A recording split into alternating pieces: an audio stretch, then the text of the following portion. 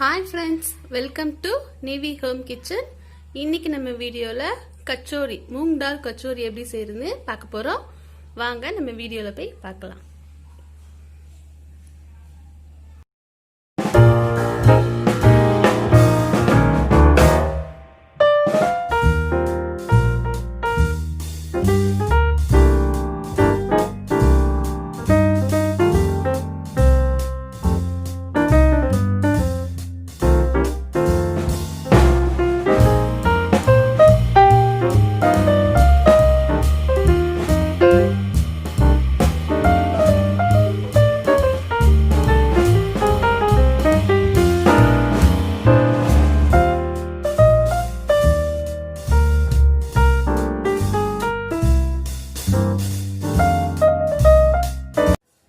ஒரு பவுல் எடுத்து பாசி பருப்பு ஊற வச்சிடலாம்.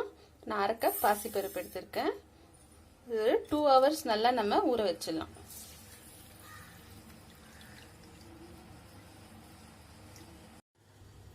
டூ ஹவர்ஸ் ஆயிடுச்சு. இப்போ பருப்பு நல்லா ஊறிடுச்சு. இப்போ நம்ம ஒரு மிக்ஸி ஜார்ல இந்த பருப்பு எடுத்து கொரகொரப்பா அரைச்சி எடுத்துக்கலாம். பாசி பருப்பை அரைச்சாச்சு. இந்த மாதிரி கொரகொரப்பா அரைச்சி எடுத்து வச்சிடலாம். இப்போ நம்ம மாவு பிசைஞ்சிடலாம் கச்சோரிக்கு. ஒரு மிக்சிங் பவுலில் 2 கப் மைதா மாவு எடுத்துருக்கேன்.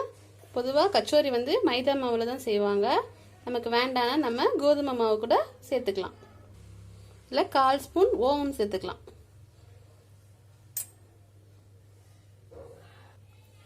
சால்ட் சேர்த்துடலாம். இப்போ இதில் நான் 4 ஸ்பூன் நெய் எடுத்திருக்கேன். அதை இதில் சேர்த்துடலாம். எல்லாத்தையும் சேர்த்து நல்லா மிக்ஸ் பண்ணிக்கலாம்.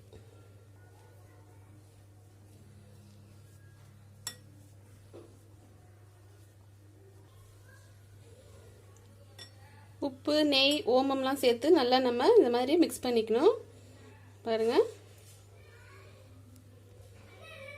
மாவில் கொஞ்சமாக தண்ணி சேர்த்து நம்ம மிக்ஸ் பண்ணிக்கலாம்.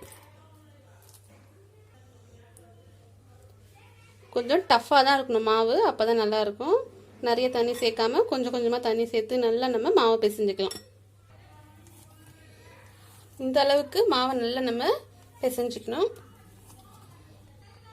மாவை பிசைஞ்சாச்சு. இந்த அளவு இருந்தால் போதும். இப்போ நம்ம ஒரு பிளேட் போட்டு மூடி வச்சிடலாம். இப்போ ஸ்டவ் ஆன் பண்ணி ஒரு பேன் வச்சுருக்கேன். ஸ்டஃபிங் செய்கிறதுக்கு முன்னாடி நம்ம ஸ்டஃபிங்க்கு தேவையான ஒரு பவுடர் செஞ்சுக்கலாம். அதுக்கு நம்ம 1 ஸ்பூன் சோம்பு, 1 ஸ்பூன் சீரகம், 1 ஸ்பூன் தனியா, இது மூணுத்தையும் நல்லா ட்ரை ரோஸ்ட் பண்ணிடலாம். ஸ்டவ்வை மீடியம் ஃப்ளேமில் வச்சுட்டு நல்லா நம்ம வறுத்துடலாம். இது நல்லா வாசனை வர வரைக்கும் வறுத்துட்டு இதை ஒரு மிக்ஸி ஜாரில் போட்டு நல்லா பவுட்ரு பண்ணிடலாம். ஸ்டவ் ஆன் பண்ணி அதே பேனை வச்சுக்கலாம். அதில் 3 ஸ்பூன் எண்ணெய் ஊற்றிருக்கேன். எண்ணெய் சூடாயிடுச்சு. இதில் அரைச்சி வச்சு நம்ம பவுடர் சேர்த்துடலாம்.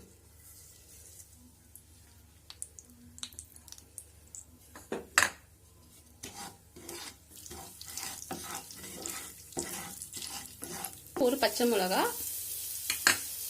ஒரு சின்ன துண்டு இஞ்சி, நல்லா துருவி வச்சுக்க இஞ்சியை அதை சேர்த்து நல்லா இப்போ வதக்கிக்கலாம்.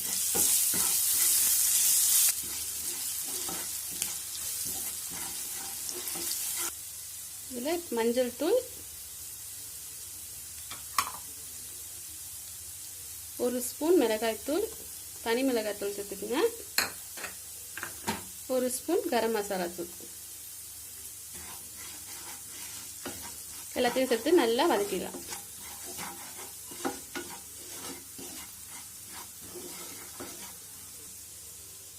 இதில் இப்போ நான் 4 டேபிள் ஸ்பூன் கடலை மாவு எடுத்திருக்கேன். அதை சேர்த்துக்கலாம். நல்லா கடலை மாவு வாசனை வர வரைக்கும் நல்லா வதக்கிக்கணும்.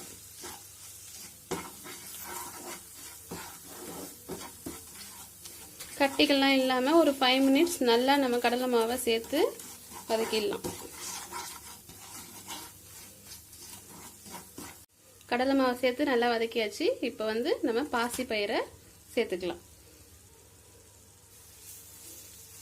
பாசிப்பருப்பை சேர்த்து நல்லா மிக்ஸ் பண்ணிடலாம். இதோட சேர்த்து இதுக்கு தேவையான சால்ட் இதுலயே சேர்த்துடலாம்.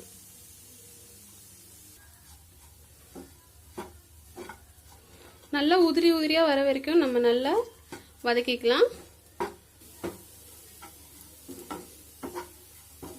நல்லா உதிரி உதிரியா ஆயிடுச்சு. இப்போ நம்ம பெப்பர் சேர்த்துக்கலாம். இதுல 1/2 ஸ்பூன் பெப்பர்,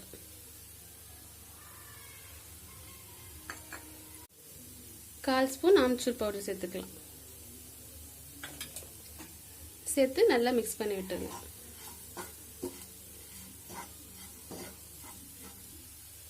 கடைசியா கொத்தமல்லி சேர்த்துக்கலாம்.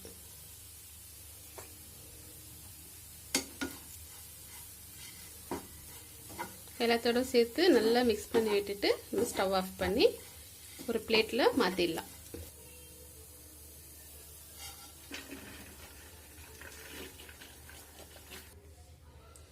கொஞ்ச நேரம் இதை நல்லா ஆற வச்சிடலாம். இப்ப மாவு எடுத்து நம்ம சின்ன சின்ன உருண்டைகளா பிடிச்சிடுவோம்.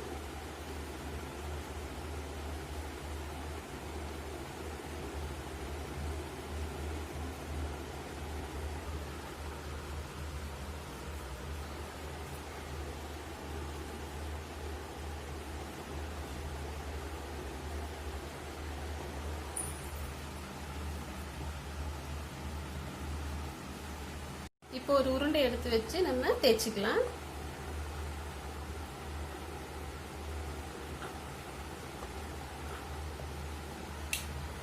இந்த மாதிரி தேய்ச்சிட்டு இப்போ நம்ம உள்ள ஸ்டஃபிங் வச்சிடலாம். மூங் டால் ஸ்டஃபிங்.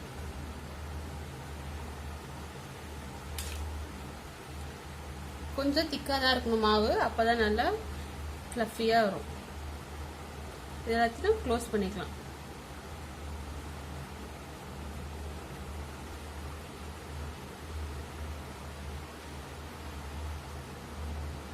இந்த மேல இருக்க எக்ஸ்ட்ரா மாவை நம்ம எடுத்துடலாம்.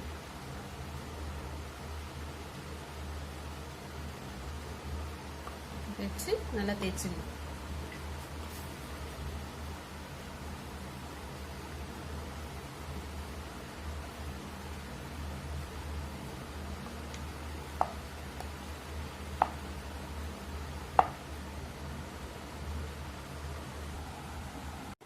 இந்த மாதிரி நம்ம எல்லாத்தையும் ரெடி பண்ணி வச்சுக்கலாம். ஒரு கடாய் வச்சு எண்ணெய் ஊற்றிருக்கேன். அதில் லோ ஃப்ளேமில் வச்சு நம்ம இந்த கச்சோடியெல்லாம் சேர்த்துடலாம். ரொம்ப சிம்மில் வச்சு தான் போடணும், ஹீட் ஆகக்கூடாது எண்ணெய்.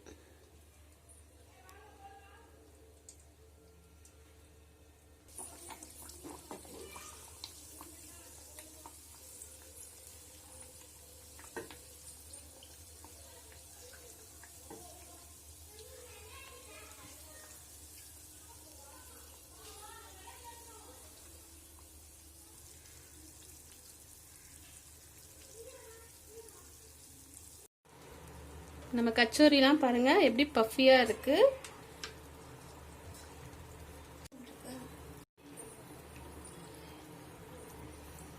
பாருங்க நல்லா பஃபியா இருக்கு. பாருங்க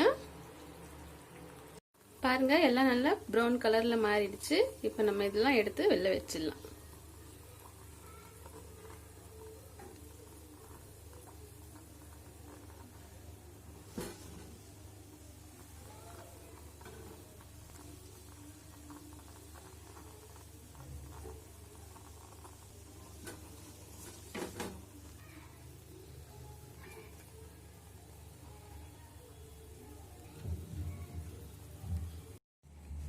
பாருங்க நம்ம சூப்பரான பஃபியான கச்சோரிலாம் ரெடி ஆயிடுச்சு.